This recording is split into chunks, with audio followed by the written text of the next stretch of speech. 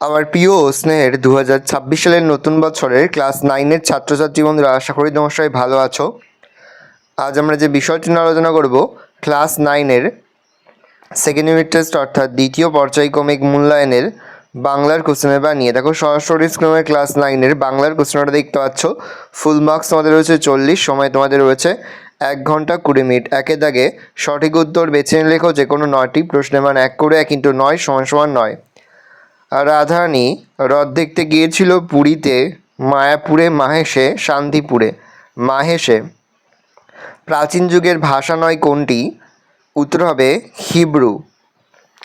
গঙ্গাসাগরের ঢেউয়ে ডুবে গেছে চাঁদ, সূর্য, মেঘ, গ্রাম। মেঘ। কামরাঙা লাল মেঘ যেন মৃত মনিয়ার মতো ড্যাশ ঢেউয়ে ডুবে গেছে গঙ্গাসাগরের, বঙ্গোপসাগরের, আরব সাগরের, লোহিত সাগরের। গঙ্গাসাগরের। ছোট্ট একটা ফুল দুলছে ভোরের বাতাসে, দক্ষিণা বাতাসে, দ্বীপহরের ঝড়ে, সন্ধ্যার বাতাসে। সন্ধ্যার বাতাসে। প্রফেসর শঙ্কুর আবিষ্কৃত পাখি পড়ানোর যন্ত্রটির নাম অর্নিথন, লিঙ্গুয়াগ্রাফ, মিরাকিউডল, অ্যানাইহিলিন। উত্তর হবে অর্নিথন। মিসেস বুলের সম্পূর্ণ নাম ওলি বুল, জোসেফাইন বুল, নরম্যান বুল, সারা বুল। সারা বুল। লোকটি অত্যন্ত দাম্ভিক। রেখাঙ্কিত পদটি কী ধরনের পদ? বিশেষণ, সর্বনাম, ক্রিয়াপদ, অব্যয়পদ। বিশেষণ পদ। টুপি শব্দটি কোন শ্রেণীর শব্দ? অগান্তুক। দেশি শব্দ, তৎসম শব্দ, তদ্ভব শব্দ। দেশি শব্দ। ধাতু হল প্রতিপদিক প্রকৃতি শব্দের মূল, ক্রিয়ার মূল অবিভাজ্য অংশ। ক্রিয়ার মূল অবিভাজ্য অংশ। সূর্য শব্দটি তদ্ভব, অর্ধ তৎসম, তৎসম, দেশি। তৎসম। দুয়ে দাগে কম বেশি 15টি শব্দে উত্তর দাও যে কোনো 8টি। রাধারানী গল্পে যে নোটের কথা এসেছে তাতে কার নাম লেখা ছিল? রাধারানীর গল্পে যে নোটের কথা এসেছে তাতে রাধারানীর নাম এবং দাতা রূপকিনী কুমার রায়ের নাম লেখা ছিল। বাংলার নীলসন্ধ্যা কে কবি কিসের সঙ্গে তুলনা করেছেন? কেশবতী কন্যার সঙ্গে। একজন প্রকৃত সিংহীর প্রয়োজন। প্রকৃত সিংহী কাকে বলা হয়েছে? মিস মার্গারেট এলিজাবেথ নোবেলকে বিবেকানন্দ প্রকৃত সিংহী বলেছেন। ব্যথিত গন্ধের ক্লান্ত নীরবতা কার ব্যথিত গন্ধের কথা বলা হয়েছে? ব্যথিত গন্ধের ক্লান্ত নীরবতা গাছ থেকে খসে পড়া বট ফলের ব্যথিত গন্ধের কথা বলা হয়েছে। নেভেনাদার যন্ত্রণা কিসের যন্ত্রণার কথা বলা হয়েছে? নেভেনাদার যন্ত্রণা এখানে প্রকৃতি থেকে বিচ্ছিন্নতার যন্ত্রণার কথা বলা হয়েছে। ভগিনী নিবেদিতার প্রকৃত নাম কি? Margaret Elizabeth Nobel. আমরাও ভিখারি হইয়াছি উক্তিটি কার? আমরাও ভিখারি হয়েছে উক্তিটা রাধারানীর মায়ের। যে ক্রিয়াপদের দ্বারা বাক্যের অর্থ স্পষ্ট করা যায় না তাকে কি বলে? অসমাপিকা ক্রিয়া। কৃৎ প্রত্যয় কাকে বলে? কৃৎ প্রত্যয়ের অপর নাম কি? ধাতুর শেষে যে প্রত্যয় যুক্ত হয়ে নতুন শব্দ তৈরি করে তাই কৃৎ প্রত্যয় বলে। কৃৎ প্রত্যয়ের অপর নাম ক্রিয়া প্রত্যয়। তদ্ভব শব্দ কাকে বলে? উদাহরণ দাও। যেসব সংস্কৃত শব্দ নির্দিষ্ট নিয়মে ধারাবাহিক ধ্বনি পরিবর্তনের মধ্য দিয়ে প্রাকৃত ভাষার স্তর অতিক্রম করে বাংলায় গৃহীত হয়েছে সেই সব শব্দকে তদ্ভব শব্দ বলে। হস্ত থেকে হাত। কম বেশি 60টি শব্দে উত্তর দাও যে কোনো একটি প্রশ্নের মান 3। সংস্কৃত ভাষা আত্মনির্ভরশীল কেন? সংস্কৃত ভাষা সম্পর্কে কথা বলা হয়েছে। সৈয়দ মুজতবা আলী সংস্কৃত ভাষাকে আত্মনির্ভরশীল ভাষা বলেছেন। তার মতে কোনো নতুন চিন্তা অনুভূতির প্রকাশের জন্য নতুন শব্দের প্রয়োজন হলে সংস্কৃত ভাষা তা অন্য ভাষা থেকে ধার করার কথা কখনোই ভাবে না। পরিবর্তে নিজের শব্দভাণ্ডারে এমন কোনো ধাতু বা শব্দ খোঁজ করে যা সামান্য অদল বদল করে কিংবা পুরনো ধাতু দিয়েই নতুন শব্দটি তৈরি করা যেতে পারে। এই কারণেই সংস্কৃত একটি স্বয়ংসম্পূর্ণ এবং আত্মনির্ভরশীল ভাষা বলা হয়েছে। হারায় না তার জীবন থেকে কুন্দফুলের হাসি। কুন্দফুলের হাসি বলতে কী বোঝানো হয়েছে তা হারায় না কেন? নীরেন্দ্রনাথ চক্রবর্তীর আহ্বান কবিতায় কবি গ্রাম বাংলার সহজ সরল জীবনধারার কথা তুলে ধরেছেন। প্রকৃতিলালিত এই জীবনধারা গ্রামের মধ্যে চিরকাল ধরে বজায় রয়েছে। সেখানে দুঃখ যন্ত্রণা থাকলেও প্রকৃতির স্নিগ্ধতা কোনোভাবেই বিঘ্ন হয় না। জীবনের সহজ প্রবাহ এবং প্রকৃতির সৌন্দর্যের এই চিরকালীনতাকে বোঝাতে হারায় দাদা বাগান থেকে কুন্দফুলের হাসি কথাটি ব্যবহার করা হয়েছে। চারিদিকে কম বেশি 60টি শব্দে উত্তর দাও যে কোনো একটি প্রশ্নের মান 3। নোটখানি তাহারা ভাঙাইল না তুলিয়া রাখিল।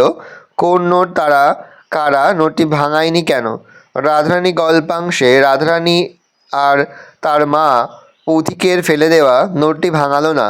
নোট না ভাঙানোর কারণ, রাধারানী এবং তার মা পথিক রুক্মিণী কুমার রায়ের ফেলে দেওয়া নোটটি ভাঙায়নি তার কারণ এর আগে মালার দাম হিসাবে তিনি যে টাকা দিয়েছিলেন তাতেই তাদের প্রয়োজন মিটে গিয়েছিল। নোটটি তাদের প্রয়োজন ছিল না, বরং নোটটি নিলে তাদের অসততায় প্রতিষ্ঠিত হতো। তাই তারা নোটটি তুলে রাখলো, কেননা তারা দরিদ্র হলেও লোভী নয়। নেক্সট, কেশবতী কন্যা যেন এসেছে আকাশে। কেশবতী কন্যা বলতে কবি কাকে বুঝিয়েছেন? তাকে কেশবতী কন্যা বলার কারণ কি? বাংলার নীল সন্ধ্যাকে কবি কেশবতী কন্যার সঙ্গে তুলনা করেছেন। আকাশে সাতটি তারা কবিতায় জীবনানন্দ তার একান্ত নিজস্ব ভঙ্গিতে পল্লী বাংলার সন্ধ্যাকে বর্ণনা করেছেন। সূর্য ডুবে গেলে যখন দিনের আলো ফিকে হয়ে আসে, কবির মনে হয় যেন এক কেশবতী কন্যা এসেছে সন্ধ্যার আকাশে। তার ছড়িয়ে পড়া কালো চুলে ঘনিয়ে আসে রাতের অন্ধকার। কবির চোখে এভাবেই কাব্যিক রূপকে ধরা দেয় পল্লী বাংলার সন্ধ্যা। 5 থেকে কম বেশি 60টি শব্দ উত্তর যে কোনো একটি প্রশ্নের মান 3। ওই পাখি আমার চাই বক্তাকে কোন প্রসঙ্গে তার এই উক্তি?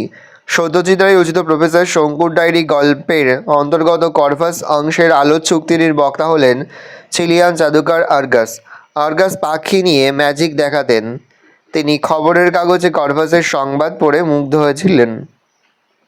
তাই তিনি হোটেলে প্রফেসর শঙ্কুর সঙ্গে দেখা করতে এসেছিলেন, কিন্তু রাত হয়ে যাওয়ায় ভদ্রতাবহ শঙ্কু তাকে ঘরে ডেকে পাঠান। কর্ভাস বিরক্ত হয়ে খাঁচা থেকে বেরিয়ে ঠোঁট দিয়ে আলো নিভিয়ে আবার খাঁচায় ঢুকে ঠোঁট দিয়ে খাঁচা দরজা বন্ধ করে দেয়। আর্গাস সামান্য পাখির এই কাণ্ড দেখে অবাক হয়ে যায়। তাই তিনি যে কোনো প্রকারে কর্ভাসকে পাওয়ার ইচ্ছার কথা জানিয়ে প্রশ্নবিদ্ধ উক্তিটি করেছিলেন। প্যাচাঞ্চু লিখবে, আর্গাস কিছুক্ষণের মধ্যে বুঝতে পারেন যে শঙ্কু এবং কর্ভাস কেউ তার প্রস্তাবে রাজি নন। তখন তিনি শঙ্কুকে লোভ দেখিয়ে কর্ভাসকে নিতে চান, কিন্তু তাতে কোনো রকম ইচ্ছা প্রকাশ করেনি। তাই তার প্রচেষ্টা ব্যর্থ হওয়ায় তিনি পরের দিন দুপুরে অনুপস্থিতিতে সুযোগে রুম বয়দের সুযোগ নিয়ে কর্ভাসকে চুরি করেছিলেন। পরবেশন, অর্নিথন যন্ত্রের প্রয়োজন ফুরিয়ে গেছে। অর্নিথন যন্ত্রের প্রয়োজন হয়েছিল কেন? পাখিদের বুদ্ধি বেশ আশ্চর্য। কিছু পরিচয় পেয়ে প্রফেসর শঙ্কু মনে হয়েছিল এমন একটা যন্ত্র তৈরি করা কথা যা দিয়ে পাখির সহজাত বুদ্ধির বাইরে তাকে নতুন জিনিস শেখানো যাবে, কিংবা মানুষের জ্ঞান বুদ্ধি তার মধ্যে সঞ্চার করা যাবে। এই লক্ষ্যে তিনি একটি পাখি পড়ানো যন্ত্র নির্মাণে উদ্যোগী হন। অত্যন্ত সহজভাবে এই যন্ত্র নির্মাণ হয়। তা দুটি অংশ, একটি হবে খাঁচার মতো যার মধ্যে পাখি থাকবে, আর তার সঙ্গে দ্বিতীয় অংশের বৈদ্যুতিক যোগ থাকবে। দ্বিতীয় অংশ থেকে জ্ঞান ও বুদ্ধি চালিত হবে পাখির মস্তিষ্কে। 6 থেকে কম বেশি 150 শব্দে একটি প্রশ্ন উত্তর, প্রশ্নের মান 5। রাধারানী বিবাহ দিতে পারিল না। রাধারানীর পরিচয় দাও। কে কেন বিবাহ দিতে পারেনি? বঙ্কিমচন্দ্র চট্টোপাধ্যায়ের রাধারানী রচনাংশে রাধারানী ছিল একটি মেয়ে যার বয়স 11 বছরও পূর্ণ হয়নি। বড়লোকের মেয়ে হলেও তাদের অবস্থা ভালো ছিল না। সর্বোপরি রাধারানীর বাবাও বেঁচে ছিল না। বিবাহ না দিতে পারার কারণ, রাধারানীর মা রাধারানীর বিয়ে দিতে পারেননি। এককালে অবস্থাপন্ন হলেও রাধারানীর পরিবার ক্রমশ নিঃস্ব হয়ে পড়েছিল। একজন জ্ঞেতির সঙ্গে সম্পত্তির অধিকার নিয়ে রাধারানীর মার মোকদ্দমা হয় এবং হাইকোর্টে তিনি হেরে যান। তার ফলে তাদের বাস্তুভিটে থেকে উচ্ছেদ করা হয় এবং 10 লক্ষ টাকার সম্পত্তি বেহাত হয়ে যায়। নগদ যেটুকু ছিল সেটুকু খরচ ও বাসিলাত অর্থাৎ ক্ষতিপূরণ দিতে চলে যায়। রাধারানীর মা অলংকার ইত্যাদি বিক্রি করে প্রিভি কাউন্সিলে অ্যাপিল করে, কিন্তু সর্বস্ব হারিয়ে তাদের খাবার জোগাড়ের অবস্থাও থাকে না। রাধারানীর বিধবা মা একটি কুঠিরে আশ্রয় নিয়ে শারীরিক পরিশ্রমের দ্বারা দিন কাটাতে থাকে, কিন্তু এই তীব্র দারিদ্রতার কারণে রাধারানীর মা রাধারানীর বিয়ে দিতে পারেন না। নেক্সট, তুমি ঘরে আসিয়া দাঁড়াও, আমরা আলো জ্বালিয়া দেখি টাকা কি পয়সা। বক্তা কখন এই মন্তব্য করেছে? আলো জ্বালার পরের ঘটনা উল্লেখ করো। Very very important. দেখে নাও উত্তরটা, আমি মুখে বলছি না, আস্তে স্কল ডাউন করছি, তোমরা ভালো করে নোট ডাউন করে নেবে। দেখে নাও। নেক্সট কোশ্চেন তোমাদের রয়েছে 7 দাগে, কম বেশি 150 শব্দে উত্তর দাও যে কোনো একটি, প্রশ্নের মান 5। ফুরোয় না, তার কিছুই ফুরো না। এখানে কি না ফুরোনোর কথা বলা হয়েছে? কেন কিছুই ফুরোয় না? দেখে নাও উত্তরটা। নেক্সট তোমাদের রয়েছে দেখো পরের প্রশ্ন, পৃথিবীর কোনো পথ এই কন্যারে দেখেনি কো। এখানে কোন কন্যার কথা বলা হয়েছে? কবির এরূপ ভাবনার কারণ কি? দেখে নাও উত্তরটা। আর দেখে যে কোনো একটি প্রশ্ন দেওয়া, প্রশ্নের মান 4। ভাবার্থ লেখো। দেখে নাও, ভাবার্থ লিখবে মানুষ দেশে বিদেশ ঘুরে প্রকৃতির সৌন্দর্যকে খুঁজতে চায়, কিন্তু ঘরের পাশের সৌন্দর্যই তার অদেখা থেকে যায়। পরে যে সারাংশ লেখো। দেখে নাও, সারাংশটা লিখবে সৃষ্টির শুরুতে অসহায় মানুষ বেঁচে থাকার তাগিদেই সমাজবদ্ধ হয়েছিল। তখন সে সকলকে নিয়ে বাঁচত, সত্য ও সুন্দরে তার আস্থা ছিল। স্নেহ, ভালোবাসা, আনন্দময় জীবনের স্বাদ সে পেয়েছিল। কিন্তু আস্তে আস্তে তার মধ্যে ভেদ বুদ্ধি তৈরি হয়েছে। আত্মকেন্দ্রিক জীবনে মানবিক মূল্যবোধ হারিয়ে ফেলে মানুষের স্বার্থপর হয়ে উঠেছে। পরে যে ভাবার্থ লেখো। দেখে নাও, উত্তর লিখবে যাদের আত্মবিশ্বাস এবং আত্মশক্তি একান্ত অভাব, তারাই ঈশ্বরের কাছে বিপদ থেকে মুক্তির প্রার্থনা জানায়। কিন্তু এই পরনির্ভরশীলতা জীবনের প্রকৃত ধর্ম নয়। স্থির আত্মবিশ্বাস আর দুর্জয় আত্মশক্তি দিয়ে জীবনের সমস্ত প্রতিকূলতাকে অতিক্রম করতে হবে। ভালো করে দেখে নাও, এই রোজ টোটাল তোমাদের সেকেন্ড ইউনিট টেস্ট অর্থাৎ দ্বিতীয় পর্যায়ক্রমিক মূল্যায়নের ক্লাস 9-এর বাংলার প্রশ্নপত্র। ভালো করে প্রশ্নপত্রটা দেখে নাও। আশা করি ভিডিওটা ভালো লেগেছে। ভিডিওটা ভালো লাগলে ভিডিওকে লাইক করতে ভুলবেন না। আমার নতুন হওয়া তাহলে সাবস্ক্রাইব প্রেস করে পাশে বেল আইকন প্রেস করে নতুন কোনো ভিডিও আপলোড করি সবার ফার্স্ট নোটিফিকেশন তোমরা পেয়ে যাও। আর এই ভিডিওটি তোমার বন্ধু বান্ধবী আত্মীয়স্বজন সবার মধ্যে কিন্তু অনেক শেয়ার করে দিলে। বছর ক্লাস 9-এ পড়ছে, আমরা কিন্তু ইতিমধ্যেই ক্লাস 9-এর প্রতিটি বিষয়ের সিলেবাস, প্রশ্নপত্র এবং নমুনা প্রশ্নপত্র কিন্তু আপলোড করে দিতে এখনও পর্যন্ত সেই ভিডিওগুলো না দেখে থাকো, ভিডিওগুলো কিন্তু দাত্রী দেখে আমাদের সকলকে জানাই আগাম পরীক্ষার অনেক শুভেচ্ছা এবং অভিনন্দন। আশা করি সকলের পরীক্ষায় খুব ভালো হবে।